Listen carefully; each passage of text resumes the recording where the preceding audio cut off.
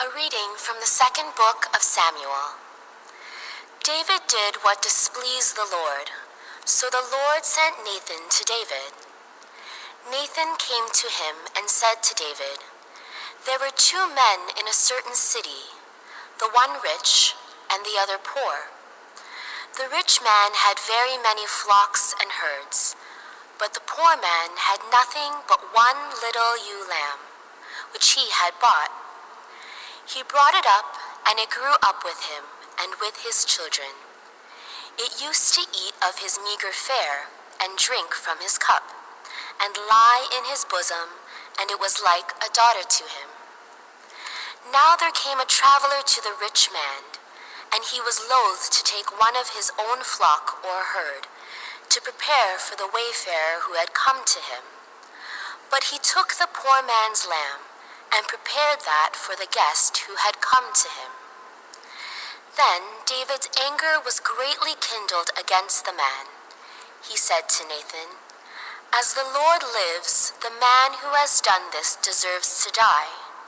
He shall restore the lamb fourfold, because he did this thing, and because he had no pity."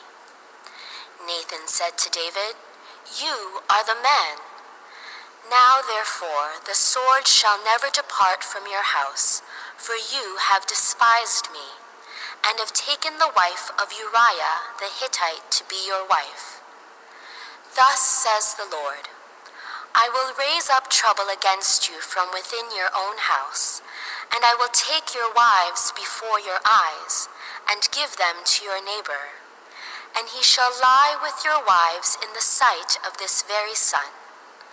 For you did it secretly, but I will do this thing before all Israel and before the sun." David said to Nathan, "I have sinned against the Lord." Nathan said to David, "Now the Lord has put away your sin. You shall not die. Nevertheless, because by this deed you have utterly scorned the Lord, the child that is born to you shall die." Then Nathan went to his house. The Lord struck the child that Uriah's wife bore to David, and it became very ill. David therefore pleaded with God for the child. David fasted and went in and lay all night on the ground.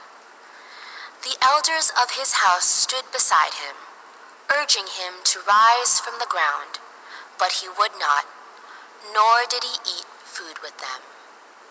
The word of the Lord. Thanks be to God.